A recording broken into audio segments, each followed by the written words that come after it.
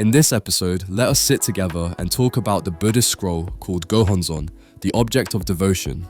This scroll may look simple at first, just ink on paper hanging in a frame, but for practitioners, it is like a living mirror of the deepest part of life. When someone sits in front of it and chants, they are not worshipping a piece of paper. They are waking up their own Buddha nature, the enlightened life within.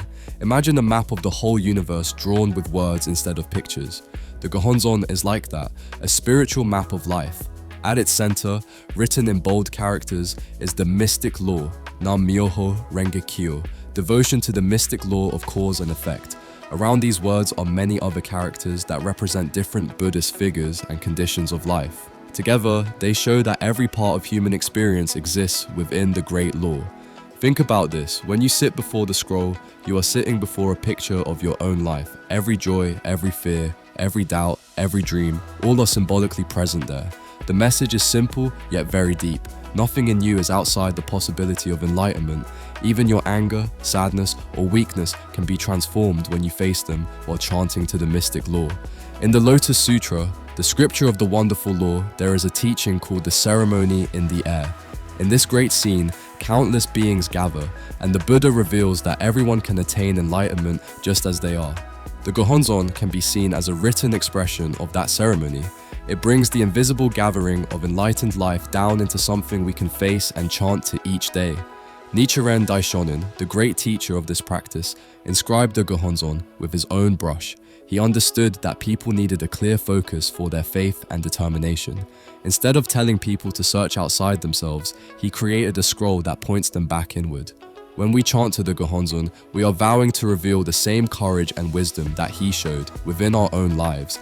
Now consider this, in daily life, it is easy to feel small and powerless. Work problems, family conflicts, illness, money worries, all can make us feel trapped. When we sit before the Gohonzon, we are reminded that we are not just weak individuals tossed by fate.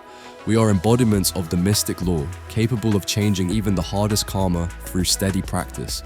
The scroll becomes like a training partner that never gives up on us. If someone drew a chart of the 10 worlds, from hell to Buddhahood, they would see many levels of life. The Gohonzon includes these worlds in symbolic form. For an audio listener, imagine a circle divided into 10 parts, each part showing a different life state. Rage in one, hunger in another, calm learning in another, compassion in another, and so on. The Gohonzon says all these worlds exist within your heart at every moment. Chanting is how you choose which world will lead your life. For many practitioners, the Gohonzon stands at the center of their home altar. They may place candles, flowers, and offerings near it, not because the scroll needs gifts, but to express respect for their own highest potential. This small space becomes a personal sanctuary, a place where they can cry, laugh, and pour out their heart in front of the mystic law. Over time, that space feels charged with courage and hope. Listen to this, Nichiren wrote that when ordinary people chant to the Gohonzon, the Buddha nature within them and within the universe responds. It is like a conversation, though we may not hear words. Our chanting is a call, and the deep life of the universe answers with strength, insight, and sometimes surprising changes in our circumstances. The scroll is the doorway for this dialogue. Some may wonder, is the power in the paper or in the people who chant? The answer lies in the oneness of the person and the law. The Gohonzon represents the law and we represent the person. When we unite our sincere heart with the inscription of the law, that oneness awakens. The scroll, our voice, and our determination all work together, like string, bow, and arrow creating one shot.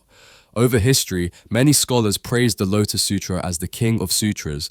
Nichiren honored these earlier teachers, yet he also went further. He did not leave the teaching as words in a book. He crystallized its essence into the Gohonzon so that ordinary people, farmers, workers, parents, students could all access the deepest wisdom with their own mouths and voices. This was a huge shift from passive reading to active chanting. Consider this point, the Gohonzon is also deeply personal. Though its design follows a fixed pattern, each person's relationship with it is unique.